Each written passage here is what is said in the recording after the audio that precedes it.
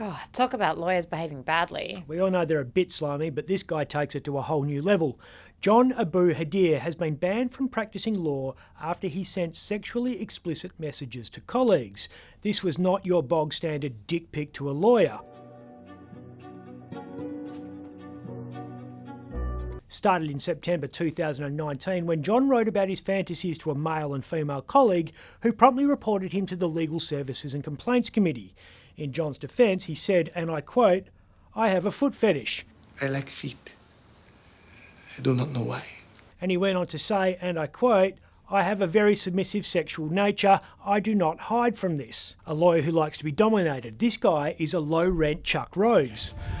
I am a masochist. He said he was very sorry and had learnt the importance of keeping my inner monologue private. You idiot. You just said the out loud thing in your head and the in your head thing out loud.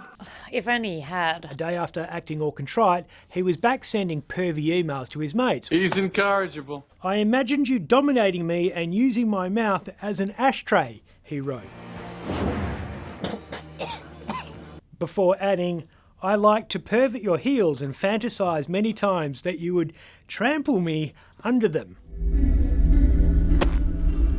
When those fresh emails were flagged with the Legal Services Complaints Committee, he said he was embarrassed, ashamed, remorseful, stressed, depressed and lonely. Good thing he's been banned. Only for 9 months. He'll be back charging clients in 6-minute blocks in January. He needs a new profession. Could join the army. The attrition rate is now so bad there, if you stick out the full 4 years, you'll get $50,000, as long as you hang around for another 3 years. The ADF was forced to move after they realised there was no point in buying a heap of new guns if there was nobody around to fire them. The number of soldiers, sailors and pilots has increased by just 3,000 in the past 10 years. That lacklustre response to the national call to arms was identified by the Defence Strategic Review as inadequate in the face of rising military aggression by China. How many more troops do we need? Well, China's People's Liberation Army has 2,035,000 personnel, so a few. Yeah, we take whatever we can get. I mean, we got 2 dead guys guarding the ammunition.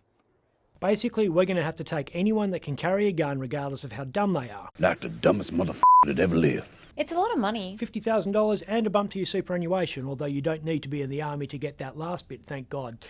Jim Chalmers is going to make companies pay their workers their super each payday instead of every 3 months, as is now the case. But you still get the same amount of super. Yes, that's true. 10.5% of your wage now, rising to 11.5% next year.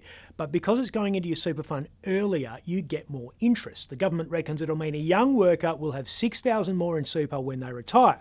Past performance is not a reliable indicator of future performance. New payment regime kicks in 2026. You want me to get excited about a change that happens in 2 years that'll get me $6,000 in 40 years?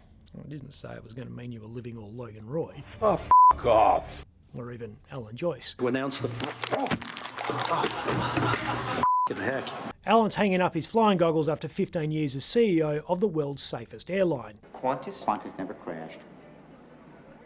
Qantas? He was one of our most accomplished but controversial chief executives of the past couple of decades. He joined the Red Roo in 2000 in planning and strategy and within 3 years was made boss of Jetstar.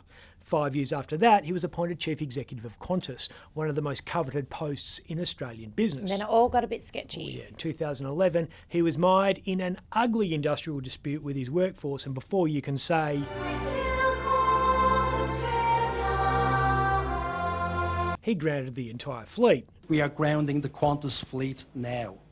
That forced all of us to call Australia home because for 2 days in October of that year we couldn't go anywhere else before the industrial umpire ordered everyone back to work. Not his only drama. Joyce doesn't mind breaking the mould. In 2018 he became International Ambassador for Deep Vein Thrombosis when he launched the first non-stop flight from Australia to Britain.